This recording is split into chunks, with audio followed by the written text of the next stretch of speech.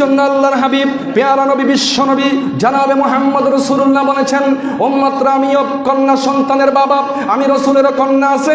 আল্লাহ আমাকে পুরুষ সন্তান দেন নাই, দিলিও দিয়ে গেছেন। তার মানে হলো আল্লাহর হাবিব বুঝাইতে চেয়েছেন, এই কথা দ্বারা এটা মেসেজ দিয়েছেন, ও কক্সবাজারের জনগণ, ইমানদার ভাই বন্ধুগণ, বিশ্ব নবী 1000 বছর আগে মেসেজ দিয়েছেন কন্যা সন্তান এটা এমন একটা আল্লাহ প্রদত্ত নিয়ামত, যে কন্যা সন্তানের মাধ্যমে জান্নাত পাওয়া যাবে, যেই কন্যা সন্তানের উসিলায় জান্নাত পাওয়া যাবে, যেই কন্যা সন্তানের উসিলায় আরশ আজিমের নিচে ছায়া পাওয়া যাবে, যেই কন্যা সন্তানের উসিলায় আল্লাহর রহমত পাওয়া যাবে, হাউজে কাউসারের পানি পাওয়া যাবে।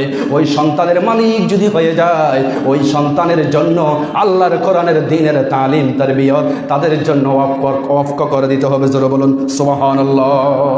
9 জন কন্যা সন্তান পাওয়ার পরে ওই যুবক, ওই বাবা মন ছোট করে নাই, দুঃখ করে নাই, মনে কষ্ট হয় নাই, বরং সে ওই বাবা আল্লাহর দরবারে শুকরিয়া আদায় করলো।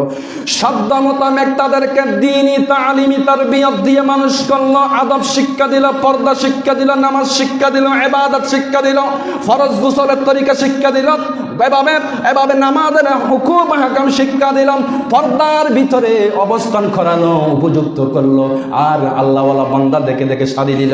আল্লাহর নবী বলেছেন, এভাবে 1 জন 2 জন 3 জন 9 জন কন্যার সন্তান যাকে আল্লাহ পাক দান করেছেন, ওই 9 কন্যার বাবা যিনি হবেন, আল্লাহর হাবিব বলেছেন, ও 9 জন কন্যার বাবা, তুমি মন ছোট করিও না, তোমার জন্য কাল কিয়ামতের ময়দানে, হাসরের ময়দানে আমি নবী যে জান্নাতুল ফেরদাউসের মাকামে আমার অবস্থান হবে, আমার সাথে ওই বাবার সাথে কাহাতাইন অর্থাৎ 2 আঙ্গুলে যেভাবে সামান্য পার্থক্য থাকে, অমুক বান্দা আর আমি জান্নাতের ভিতরে একদম কাছাকাছি অবস্থান করবো। জোরে বলুন সুবহানাল্লাহ।